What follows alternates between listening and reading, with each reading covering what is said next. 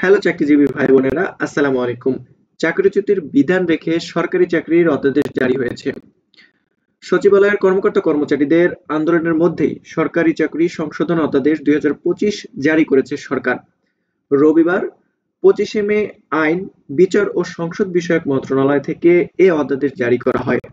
গত বৃহস্পতিবার মে 22 উপদেষ্টা পরিষদের 29তম বৈঠকে এ অধ্যাদেশের খসড়া অনুমোদন দেওয়া। বৈঠকে সভাপতিত্ব করেন প্রধান উপদেষ্টা অধ্যাপক মোহাম্মদ ইউনূস। অধ্যাদেশ অনুযায়ী সরকারি কর্মচারীদের আইন অনুযায়ী সবাই কর্মচারী। 4টি বিষয়কে অপরাধের আওতাভুক্ত করা হয়।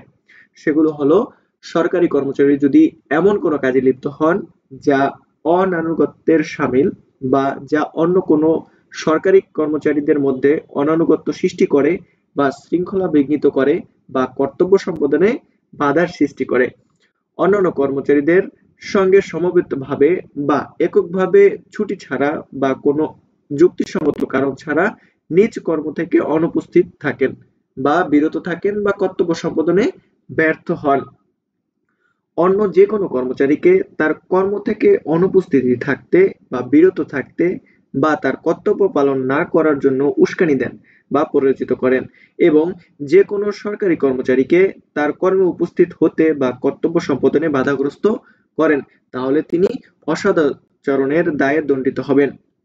এসব অপরাধের শাস্তি হিসাবে বলা হয়েছে দোষী কর্মচারীকে নিম্ন পদ বা নিম্ন বেতন গ্রেডে নামিয়ে দেওয়া, চাকরি হতে অপসারণ বা চাকরি থেকে বরখাস্ত করার দণ্ড দেওয়া যাবে। উল্লেখ্য, গত বৃহস্পতিবার উপদেষ্টা পরিষদের অধ্যাদেশের খসড়া অনুমোদনের পর বিক্ষোভ করে আসছেন সচিবালয়ের কর্মকর্তা কর্মচারীরা। তবে এর মধ্যেই অধ্যাদেশ জারি করেছেন সরকার, যে 4টি চাকরিচ্যুতির বিধান রেখেই এই অধ্যাদেশ জারি করা হয়েছে।